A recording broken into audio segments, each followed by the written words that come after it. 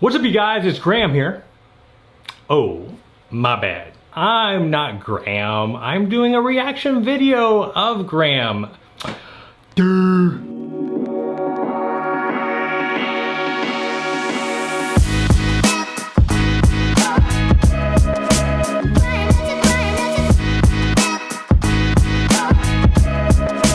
So yes, I am doing a reaction video to Graham Stephan, a wildly popular YouTuber. I got a chance to meet Graham at FinCon in DC this past year, and I've just sat back and watched his channel explode.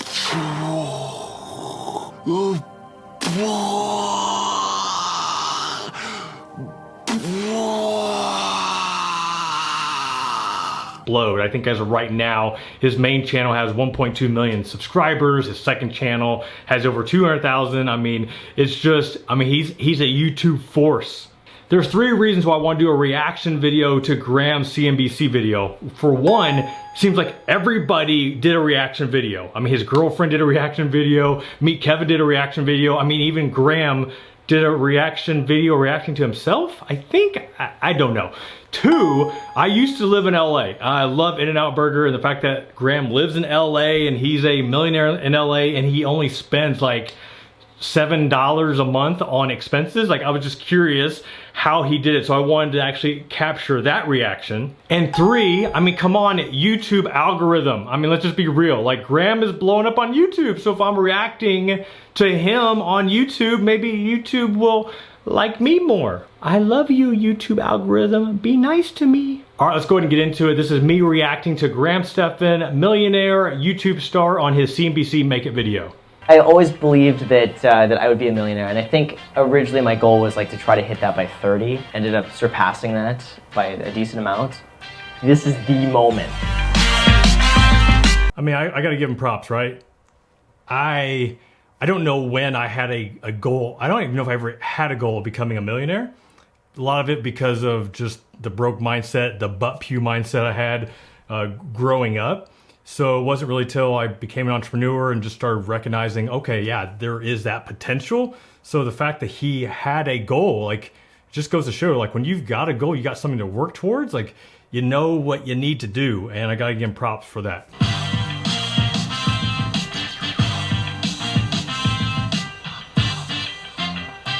My name is Graham Stephan. I'm 29 years old.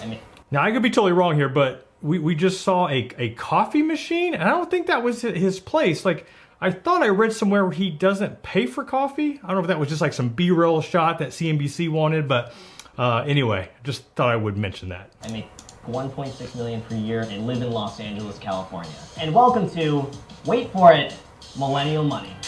I'd be really curious to know too that he, I assume he was making decent money with being a real estate agent, his real estate properties. How much of that is his YouTube income right now? Because I'm sure his YouTube income has just skyrocketed. That's just more for curiosity. So I'm a full-time real estate agent, real estate investor, and YouTuber. Every day is gonna be a little bit different. Some days I'm gonna be out with clients showing properties. Other days I'm gonna be planning YouTube videos, and some other... I'm sorry, I'm just digesting real estate agent, real estate investor, and YouTuber. And I have to imagine, for those that don't know him, I know if you were from the South and you shared that you were a YouTuber or a blogger, the response would be, bless your heart. Now this is what my house really needed. Bless your heart. I don't know what the LA response to that is, or just oh, that's cute, that's special. Obviously he's making 1.6 million, so Graham, own it. You're a YouTuber. You are a YouTuber, real estate agent, real estate investor. So let's put YouTuber first, man, because you're owning that space. Other days I'm going to be looking at properties for myself to invest in.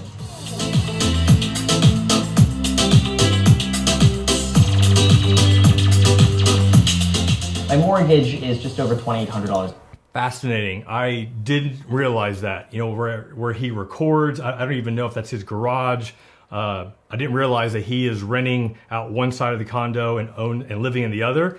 That is something that I always thought about doing, never did it, just had a bunch of roommates in college. So that is a easy way to, I won't say an easy way, but it's probably one of the easiest ways to become a real estate investor, because you live there and your other property is right next door and you can check on it all the time. So give them props for that. a month. The market value of the other unit next to me is about $2,500 a month. Then between the equity I get and the tax write-offs from using the garage as my office, it basically works out to be a free place for me to live. So I spend about $200 a month on groceries, and I do price shop between grocery stores. I'll kind of make the rounds. He just said $200 per month on groceries. Must be nice being single. I need to check my Mint spending, but I'm pretty sure we spend about $200 to $400 a week on groceries, and that doesn't count eating out and other meals. But I mean, that's my bad. I got 4 kids, but $200 a month on groceries? Whew. I mean, I thought avocados, I mean, those are pretty pricey, right? Maybe they're cheaper in California. I don't know, because I feel like avocado toast, you're spending more than $200 a month. Could be wrong. Could be wrong.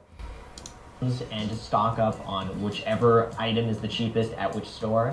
Every morning I have my same 2 eggs with ham and cheese and half a bagel with store-bought generic brand cream cheese is my favorite to do that. I refuse to spend money on 2 things. Number 1, I think everyone knows, is coffee. I think it's absolutely ridiculous, the markup of coffee at Starbucks and Coffee Bean and a lot of those places out there, so I just make it at home for 20 cents. Also, designer clothing. Don't see the point in going and spending $700 on like Gucci shoes, so I end up saving about 99% of my income just because my income is so high and I keep my expenses so low. My bad. So, okay, yeah, so he definitely makes his own coffee. That is verified. The designer clothes thing. It's one of my things. Got my Jordans, right? I don't do the whole Gucci thing. I don't wear like, I don't have a Rolex, but with me and my shoes, you know, I've dropped more than $1,000 on a pair of shoes. So that is one of my vices. So splurge a little bit, Graham. Splurge. You've earned it. Spend some money. Low, and most of the properties just kind of like pay for my living expenses. So anything else I make is really just seen as a bonus, and I save and invest it.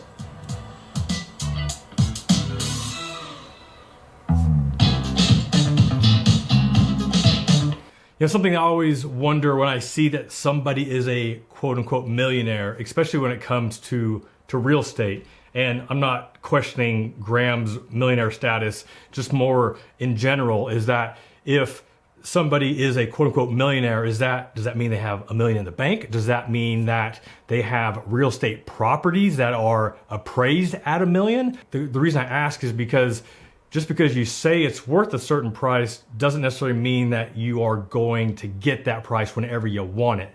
So to me, I tend to think of millionaires that have $1 million in the bank, that have $1 million that's liquid, something that they needed it tomorrow or say 3 business days, they can get to it.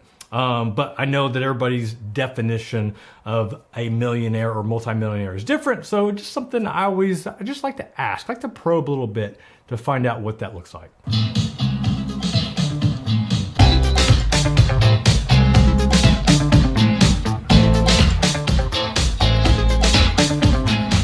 So I got into real estate basically as soon as I turned 18 years old because I had no other options. I didn't get into college. I had really bad grades in high school, and I saw getting my real estate license honestly as a way where I could just get 1 year of work experience and then reapplying to colleges. But it turned out to be a career I really loved. So I ended up living with my dad for the first few years. I moved out in my early 20s, and that was when I bought another property. The first property I bought was when I was 21 years old. It was a short sale for $59,500 in San Bernardino. It was a foreclosure that was being sold by the bank. And at the time, I had been saving up as a real estate agent, basically using all of my commissions, just putting it in a savings account. I bought that property in cash. It actually appraised and was refunded. That's legit. I can respect that. So he's saving money. I mean, he lived with his dad, people. I mean, he lived with his dad. Like, I respect that. I don't know, a lot of people don't know this, but I moved out, was going to college, and then I had a brief period where I had to move back in with my dad, like in between like my sophomore and junior year of college. And I mean, that was humbling, but I saved a bunch of money. I mean, it was a short-term thing. You save money, and if you're willing to swallow the pride a little bit. So mad respect that he was willing to do that, and he shared it. I mean, that was a great picture of him and his dad too. And at the time, I had been saving up as a real estate agent, basically using all of my commissions, just putting it in a savings account. I bought that property in cash. It actually appraised and was refinanced for like $260,000. That's legit. And that's just one example how if you buy the right investment at the right time, you can make a killing. But once again, going back to the testament that he had the cash to do it because he was saving. And if you're not putting money away for a later day, I mean, that option hadn't been available. So the fact that he was actually putting money away, I mean, I'm always an advocate, cash is king because of situations like this where opportunities come along that if you don't have the money, you can't take advantage. Sure, he probably could have did some creative financing, but I don't know how motivated the bank was willing to sell. So the fact that he had the money right then and there, he was able to take advantage of it and made that much pretty quick.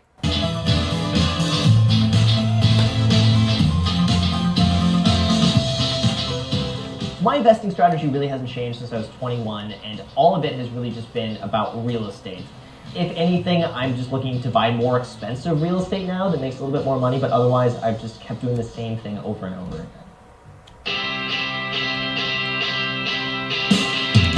It's time for some YouTube. It's funny, whenever I first discovered Graham, it's probably about a year and a half ago, and I think he had about 200,000 subscribers, but he was getting massive traction on those videos. It's only gotten better. He definitely has a gift. It's fun to see. Impressed with the amount of videos he's able to crank out. I mean, I can respect and appreciate the grind that he's doing right now. So he is a YouTube star. Own it, buddy. Own it.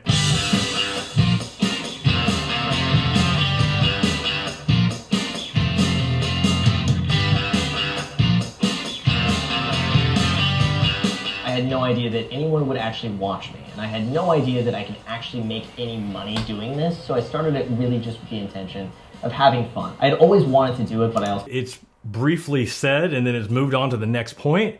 He started the YouTube channel out of fun, and in my experience, what I've seen is that there's a difference between starting something out of necessity, especially when it comes to like a blog or a YouTube channel or a podcast, where if you're trying to make money in the beginning, it can. Now, I've seen people that they've done it legit, but it can just sway the way that you go about it, the things that you talk about, the things that you say. Whereas starting it out of pure fun and enjoyment, with me starting the blog, I'm grateful for the fact that I didn't know you could make money blogging, because I don't know if I would have taken the same approach. So the fact that he did this out of pure joy and excitement, that was the exact same reason with the blog and why I've been able to continue to do it.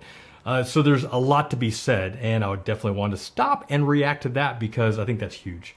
I also felt like, who would want to watch me? And I felt like I didn't have the personality for it, and I just felt like, I should probably postpone it, but I just made a video one day, spur of the moment. It was a slow open house, and I just filmed with my iPhone, the selfie side, just talked about how I got started in real estate. And that was such a fun experience, and I remember that video getting like 9 or 10 views and just being like, oh my god, like 9 people had seen this video. So I started making more videos. The one thing, for those of you that don't have a YouTube channel, that you're interested in starting a YouTube channel, the fact that he used his iPhone and just put it on YouTube, the fact whenever I started my YouTube channel, like HD cameras didn't even exist yet. So like my first YouTube video was a webcam video. It was non-HD. It was the most grainiest, ugliest thing now. Whereas nowadays, you got a phone, even if you got the new iPhone X, whatever this thing is, you got 4K on the selfie side now. That's just amazing. You've got no excuse not to produce some amazing content. Once I started doing about 2 videos a week, the growth really just exploded, it seemed like. I would say 99.9% of the comments are so positive and so supportive. I absolutely love them, and it really feels like a sense of community. Dear Lord, it's a lot of comments. Oh my goodness. I don't know if he actually reads all those, responds to all those, but I just got a headache. Like that, I'm impressed, but comment overload. Wow. Then you get some funny ones. The negative comments, at this point, I'm so used to them. Then after a while, I think I realized that it has more to do with them and their own problems that they portray onto you than it does about you. I personally love the trolls. I really do. Anyone that's watching this and you leave me a negative message, I actually appreciate it. I have a lot of fun with it. Sometimes I respond in a snarky way. Sometimes you just get just an emoji. I mean, because I want to respond with the most thoughtful emoji possible. And I just really enjoy it. So please, trolls, come play in YouTube land. So right now, probably like 85% of my income is affiliated with YouTube in some way or another, and then the remaining 15% is through real estate sales. That's crazy. 85% of his income is from YouTube, and I'm assuming maybe some of his courses. Maybe he shares that here in a second, but it's insane. Like, that is insane. Are talking about how much he's making. You know, if somebody's making 85% of their money from YouTube and they're making $4,000 a month, like, that's one thing, but the amount that he's making is just, it's amazing. It's amazing. Respect. So since I've always been self-employed, I've never had a formal like 401k, but I do have a SEP 401k. I've thrown some money in there at the end of the year just if it's left over. I don't know if I know what a SEP 401k is. Just wondering. Maybe just got the wording a little messed up. Just as a hedge, but then as far as savings are concerned, I always like to keep about $20,000 to $30,000 in one of my checking accounts just to cover anything that could come. I won't rewind, but if you just see that his second channel is already making almost $10,000 a month. His second channel, it's pretty impressive. Come up in the short term or to draw from if I have any expenses that come up. But other than that, all of my other money is spread out through several high interest savings accounts.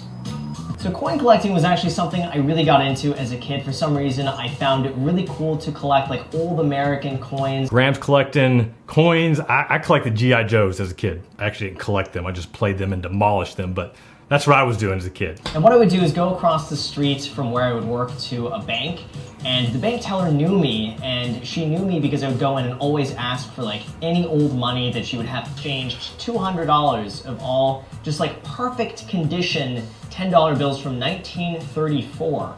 So some of these are worth up to $200 depending on the condition. Others are worth more like $40 to $50. So I wouldn't really consider these an investment. Like, I think it's probably way better for me to put my money in the stock. It's also from YouTube that I was really able to branch off into other aspects of this as well, in the sense that I was able to create 2 programs. One of them teaches people how to work as a real estate agent and build their career. I love that he talks about this because, and this is one of the big things I talk about, is you don't know what opportunities exist until you actually put yourself into something new and challenge yourself. He didn't think that anybody would watch him on YouTube. Obviously, he was wrong. I mean, in a good way. So he starts a YouTube channel. It becomes wildly successful, and then he starts creating other programs, other things that he can market and sell. And I mean, this is just the beginning. And I compare that to my blog. Like, I didn't know what existed out there. I didn't even know you could make money blogging. And then all of a sudden, I start a blog, and then all of a sudden, I start discovering new opportunities that exist. And because of that, you know, I've been able to make millions because of it. But it's all because I started something that I didn't know what I was doing, and I was just willing to put myself out there. I mean, I love that. Love that. Brings joy to my heart. The program that I created was how to teach people to grow on YouTube. And both of those this year have probably done a little bit over $300 and something thousand in sales. And since it's all online, that's pretty much all profit. There's almost no overhead whatsoever with that.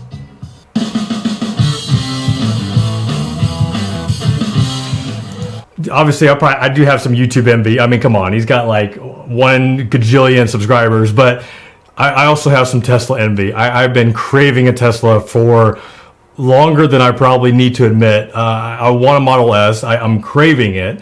4 kids is one of the reasons I haven't purchased one yet. But anyway, I'm just going to enjoy Graham's Tesla right now. I love you, Graham. I love your Tesla. Very much like it gives you a little jolt there. So I bought my Tesla in April of 2019. You get so many rebates back for it. The financing is so cheap. Everything that went on with the car, I calculated that it was going to cost me $78 a month out of pocket net in the first year, not counting the opportunity cost of then having all the money left over that I could then go and reinvest. So I figured like depreciation is going to be minimal. I'm going to get some really great tax write-offs from it. So it's going to almost be a free car. And I figured like, oh, you know, that's the video I'm going to make. Then that video ended up getting now almost 6 million views. I think the total cost of the car with everything, all out the door with taxes and like all of the options, everything was like 44 grand. So I ended up making money from getting the car. Only in America, baby. Only in America. Well, I think we only lost like 2 or 3 pasta noodles, so I think we did pretty good. So I have an amazing girlfriend, and her and I share a lot of the same values in terms of saving and spending money, and I find it fun that she is just as frugal as I am, so we can have a great time trying to figure out like where is the best happy hour spot and like how we could save a little bit more money doing this. And she's the one too that's also very encouraging of like, we don't have to go out tonight to happy hour sushi. She doesn't sound like that, by the way. I was gonna say, dude, like, does she really sound like that? That's pretty funny. Dude, I respect that, man. He's found a girl that shares his money beliefs. Like, that's a big thing. I mean, couples typically argue about money and the other thing. So the fact that he's found one man, that sounded a little sexist. He found a woman that shares his view on money. Like, that's respect. Just respect all around right now. But she encourages me to like, you know, we could go cook food at home, or instead of going out to see a movie, we could just pop something on Netflix. So one of the things we actually do when we go out is we will end up just splitting a meal, because usually I'm not hungry enough to eat the entire thing myself, and neither is she. You saw the hoodie, right? Avocado Toast Society. You saw that? I did. Get food for 2 by paying for 1. It's really cool to have someone in your life like that who I see as just being an equal on every single level with the same mindset. All right, I know there's a few more minutes on this video, but I want to go ahead and wrap this up. So let's go ahead and do this right now. Impressed. That is probably the one word that comes to the top of my mind. I can also throw in respect. What Graham has been able to accomplish in the short time frame, I mean, it's amazing, but it also does, you can't discount the amount of work that this man has put into it. The fact that you just don't start a YouTube channel and just blow up. I mean, I don't know how many videos he's publishing right now per week, but I'm guessing anywhere between 5 or more. I mean, it takes a lot of work.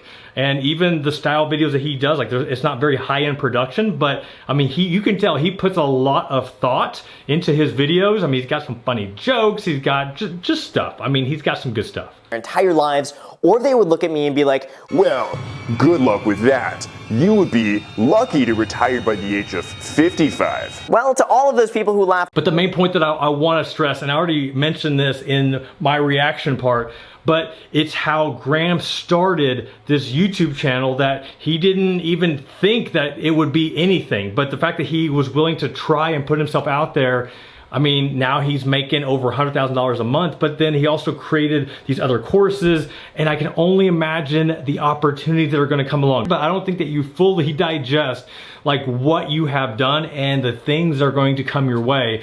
But it doesn't happen if you don't take action. So mad respect for Graham to taking action, and then the continued grit and perseverance of just cranking out the amount of content that he does.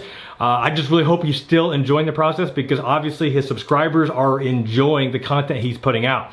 It's fun to watch, it's fun to appreciate, and if you're subscribed to his channel and you haven't subscribed to mine, I mean, come on now, come on over. We got room for you here. So what did you think about Graham's story? Were you impressed with his YouTube income? Were you impressed how much he lives off of, how much he spends? Let me know in the comments below.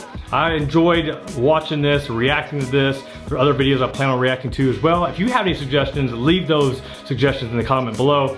All right, y'all, this is Jeff Rose reminding you that it's your money, it's your life, and only you can make it awesome. Until next time, peace.